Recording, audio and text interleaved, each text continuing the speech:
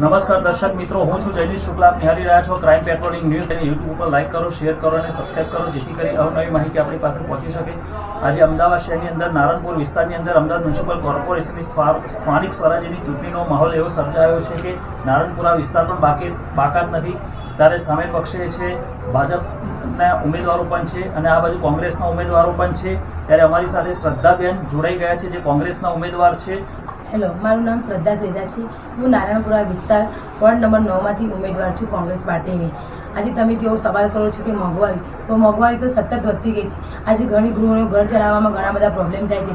2014 પહેલાં ગેસનો બાટલો 400 રૂપિયા 500 રૂપિયા મળતો હતો. આજે એ ગેસના બાટલાની ગેસના બાટલો 400ની જગ્યાએ 3000 રૂપિયામાં બી નથી મળતો. ઘરે ઘરે શોધવો પડે છે. આજે બાટલો નોંધાયેલા 45 દિવસ પછી બી બાટલો નથી આવતો.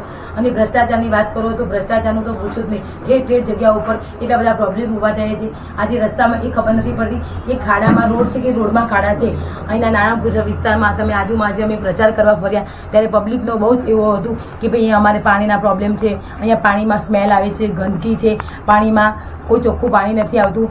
તો આજે અમારી કોંગ્રેસ સરકાર આવશે તો પાણીનો પ્રોબ્લેમ અમે સોલ્વ કરીશું. 24 કલાક ઠેર જગ્યાએ પાણી આપીશું, પાણી બી શુદ્ધ આપીશું અને સાબરમતી નદીમાંનું એકઠું કરેલું પાણી વધુ ઠેર જગ્યાએ પહોંચાડીશું. અને આજે મોંઘવારીની વાત કરો છો તો મોંઘવારી તેલના ડબ્બા બી આજે એક 900 રૂપિયામાં મળતો હતો. આજે એક ડબ્બો 3400 રૂપિયા, 3500 રૂપિયા, 4000 રૂપિયા, 4,000 રૂપિયામાં મળે છે.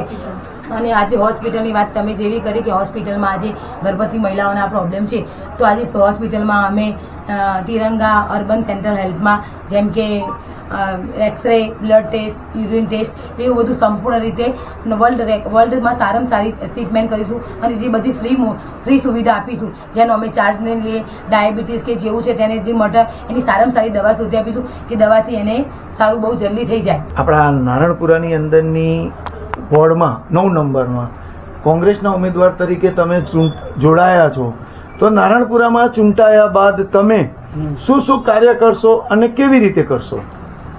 નારણપુરા વોર્ડમાં હું જો ચૂંટાયો તો ઘણી બધી સમસ્યાનો મારા સામનો કરવાનો આવશે. એમાં એક સમસ્યા રીડેવલપમેન્ટ માટેની છે, જે બહુ જ સળગતો પ્રશ્ન છે. નારણપુરા રહીશોને પરેશાન કરી રહ્યો છે.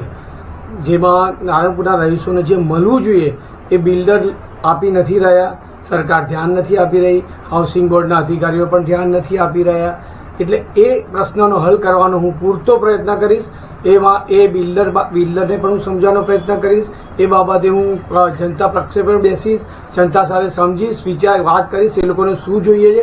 અને એ માંગણી હું લઈ અને બિલ્ડર પાસે જઈશ અને બિલ્ડરને સમજાવીશ કે જેટલું બને એટલું તમે એમને વધારે આપવાનો પ્રયત્ન કરો, જેથી કરીને અમારી હાઉસિંગની જનતા ખુશ રહે, સુખી રહે.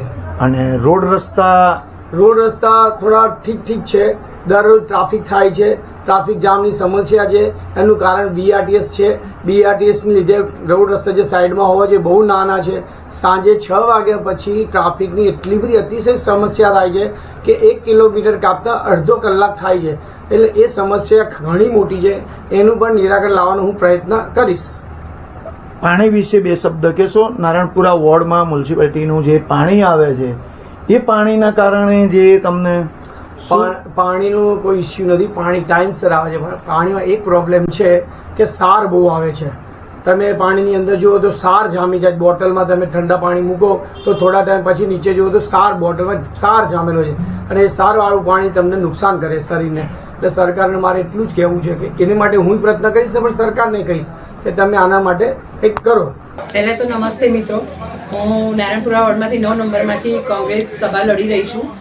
મારું નામ શીતલ ડી ફળિયા છે. મારો ક્રમાંક નંબર છે 8.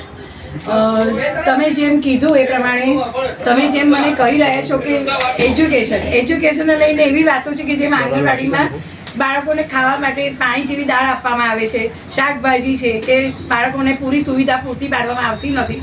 એ સુવિધાને પૂરી પાડવા માટે અમે પૂરા તત્પર રહીશું કે બાળકોને એજ્યુકેશન પૂરું મળે. શાળાઓનું જેમ બિસ્માર હાલતમાં શાળાઓ છે, બાળકોને બહાર બેસાડીને ભણાવવામાં આવે છે, એ બિસ્માર હાલત અમે સુધારી અને એ લોકોને સ્કૂલની સુવિધા પૂરી પાડીશું. પછી બીજી બાજુ તમે કહો કે ટેક્સનું નિવારણ. ટેક્સ માટે અમે જેમ અત્યારે મકાન ઉપર 18% ટેક્સ લાદ્યો છે, એમ અમે એને 4% ટેક્સ આપવો પડે. એ રીતે અમે નારણપુરા વોર્ડમાં કે બીજે ક્યાંય પણ અમારી જ્યાં પણ સત્તા લાગશે ત્યાં આગળ અમે બધાને મકાનો ઉપર 18%માંથી 4% ઉપર ટેક્સ લાવીશું. જેમ છે ગેસનો બાટલો અત્યારે 1100, 1200, 3000, 4000 આપતા પણ મળી નથી રહ્યો. લોકોને રસોડા ચાલી નથી રહ્યું. સ્ત્રીઓને શાકભાજી કે ગેસનો બાટલો છે એ બધું સસ્તું અપાવે. અને કોંગ્રેસ સભા જેમ એમ કહી રહી છે કે ભાઈ ભાજપવાળા કે કોંગ્રેસવાળા, પણ અમે બાટલો 400 રૂપિયાનો મળે, 3000ની જગ્યાએ 400 રૂપિયા સુધી લાવીશું. અને પૂરેપૂરી એ લોકોને સગવડ આપી કે ગૃહિણીઓને કે પોતાની આવકમાં બધું ઘર ચાલી રહે પ્રમાણે એ લોકોને અમે પૂરેપૂરી સગવડ આપીશું. પછી જેમ પાણીની સમસ્યા